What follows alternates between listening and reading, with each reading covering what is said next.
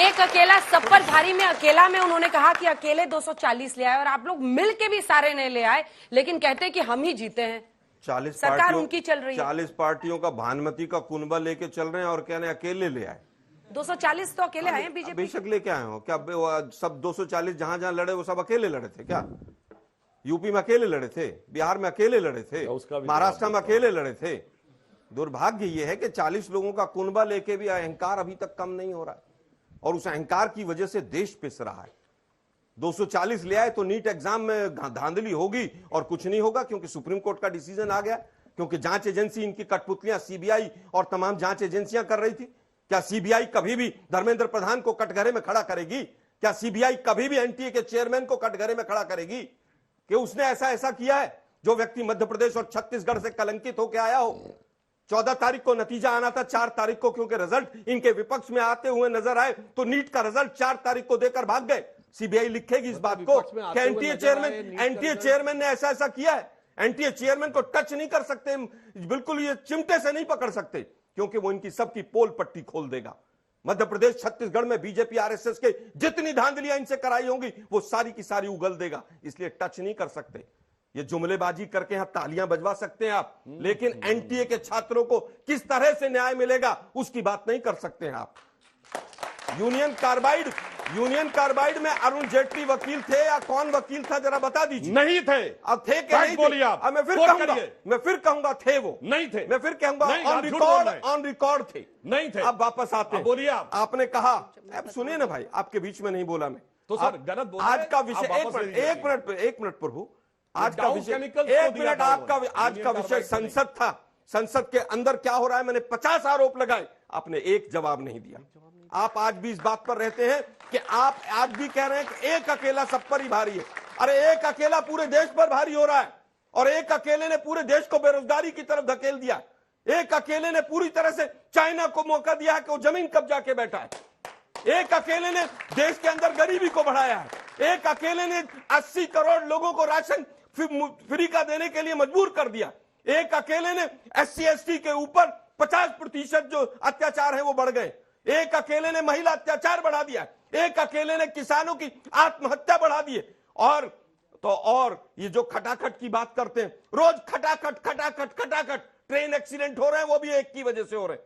उनके भाषण सुने थे ना आपने, हम ड्रोन से देखेंगे, सैटेलाइट से सड़कें बन रही, पता नहीं कौन कौन सी सड़कें बन रही। अरे भाई सैटेलाइट भावनाओं में ज्यादा बोल गए। अरे भाई मैं बता रहा हूं ना कि हम स्पेस टेक्नोलॉजी से, और स्पेस टेक्नोलॉजी का उपयोग सैटेलाइट से ही होता है। स्पेस टेक्नोलॉजी से सड़क बना रहे, पता नहीं कौन सी सड़कें बनाई, पूरे का ट्रक अंदर चले गए सड़क के अंदर। या हुआ था कि नहीं हुआ था? अयोध्या में छत टपक रही, संसद की छत टपक रही, बाल्टी लगा के संसद में पानी लगा रहे, उसके बाद भी कह रहे साहब हम बहुत बढ़िया, सब चंगा सी। 1 घंटा अंजना जी एक बात का जवाब दे दूं? 2 मिनट रुक जाइए, बस 2 सवाल। नहीं, एक इन्होंने कहा सब लोग जाके चेक करिए 2004 में पेट्रोल कितना था, 32 रुपए का। फिर आंकड़ों की बात। और 2014 में कितने का था? अरे भाई आपने कहा 35 रुपए में मिलेगा, 110%। आज असली सवाल तो ये है, कितना बड़ा जिस दिन बजट आता है उस दिन रुपए की कीमत गिर जाती। अब कहते हैं उसकी नहीं तो, और क्या कहते थे, दूध देखिए, दूध की कीमत देखिए, सब 2004 से उस देश की भाइयों बहनों मित्रों, उस देश की करेंसी गिरती है, जिस देश का प्रधानमंत्री भ्रष्टाचार आपके जमाने में। अरे भाई सरकार रुपए में ट्रेड कब होता था? रूपी रूबल में ट्रेड हो रहा है, बताइए आपके जमाने में कब होता था? अरे गए वो दिन भाषण 2014 के मोदी जी सुन लेंगे तो उनको स्वयं लज्जा आ जाएगी। ज्यादा हो गया सर, डॉलर के जमाने लद गए, छोड़िए ना, अब रूपी रूबल में हो रहा है। हाँ, रूपी रूबल में हो रहा है, लेकिन वो जिस दिन बजट आता है रुपया उस दिन गिर जाता है। वैसे एक अकेला सब पे भारी है।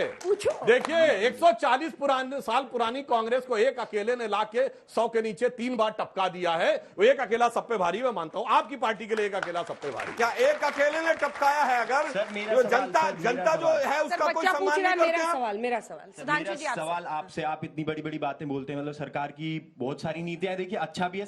सवाल हमेशा सत्ता पक्ष से पूछा जाता है कि आप क्या कर रहे हैं। आप किसानों को 6,000 रुपए का वो देते हैं कि 2-2 हजार रुपए की किस्तें, हाँ किसान सम्मान निधि जो आप बोलते हो, आप उसी पे 18% जो जीएसटी लगता है, खाद पे लगता है, वही कांग्रेस की सरकार की अगर मैं बात करता हूँ 1750 रुपए का डीएपी का कट्टा आता है और वो कांग्रेस की सरकार में हमें अराउंड 1150, 950 इतनी हमें सब्सिडी मिलती थी। तो उस पर आप कुछ टिप्पणी देना चाहेंगे? मतलब ये आपको पता है यूरिया का इस समय इंटरनेशनल मार्केट में दाम कितना है? 3000 रुपए की है बोरी, और वो 300 रुपए की मिल रही है। वो सारी सब्सिडी सरकार ग्रहण कर रही है। और एक और बात यूरिया की बोरी, देखिए, हम यूरिया की समझ बोरी 300 रुपए में एक और बात, एड्रेस बताएं आप हमें। एक मिनट।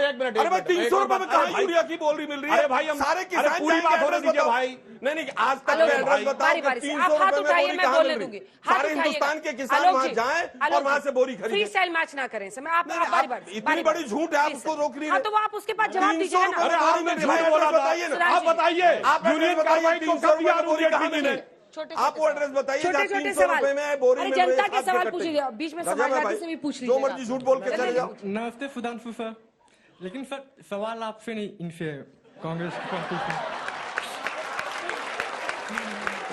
सर वो आप लोग कभी लोकसभा में कभी राज्यसभा में संसद में भाषण के दौरान आप लोग नरेंद्र मोदी जब भाषण देते हैं तो आप लोग वॉकआउट कर जाते हैं, बाहर निकल जाते हैं, उनकी बेइज्जती करते हैं। कभी लोकसभा अध्यक्ष कभी राज्यसभा के सभापति भाषण देते हैं तो आप लोग वॉकआउट कर जाते हैं। भाषण भी देते हैं कि वो लोकसभा के मतलब अध्यक्ष बोलते हैं तो आप लोग वॉकआउट कर जाते हैं। भाषण देते हो? नो सॉरी, भाषण ही देते हो बीजेपी की तरफ से। बच्चा अभी पढ़ रहा है, कोई नहीं।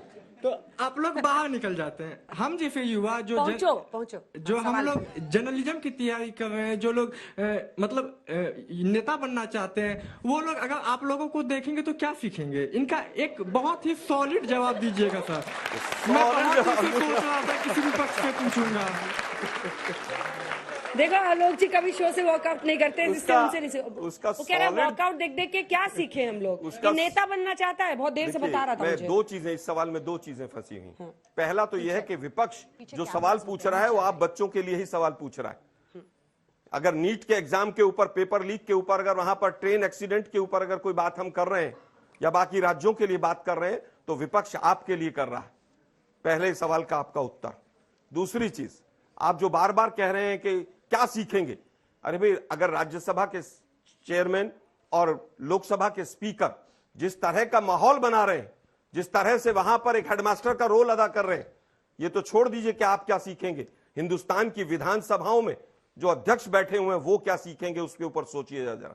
अगर उन्होंने भी यही ट्रेंड अपनाना शुरू कर दिया, कहीं पर सत्ता पक्ष है कहीं पर विपक्ष है, तो विपक्ष की आवाज दब जाएगी और लोकतंत्र मरेगा। इसलिए मैं कह रहा हूं कि आप संघर्ष कीजिए, वहीं पर उसकी आवाज उठाई, यही कह रहे थे ना तुम। वॉकआउट मत कीजिए, ये उस सजेशन। वॉकआउट कहां है? इस बार तो मुझे लगता है कि मैक्सिमम टाइम विपक्ष वहां पर रहा है। राज्यसभा इस बार में तो पीएम के स्पीच में वॉकआउट कर। देखिए, वॉकआउट करने का कहीं कोई कारण होगा तो वॉकआउट भी करेंगे। अगर वॉकआउट करना क्या आज पहली बार हुआ है?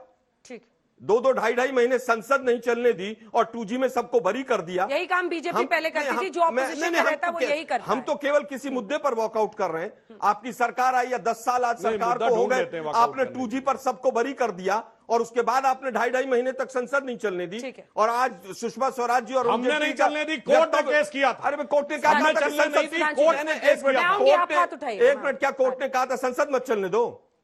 कब कहा था? आपने मुकदमा नहीं दर्ज किया था, इसलिए जब कोर्ट ने मुकदमा दर्ज किया तो हमने दो-तीन प्रश्न लेने दीजिए, फिर बारी-बारी से आऊंगी। जिसमें से CAG एक था और CAG के माध्यम से आपने देश को डिस्टेबलाइज किया।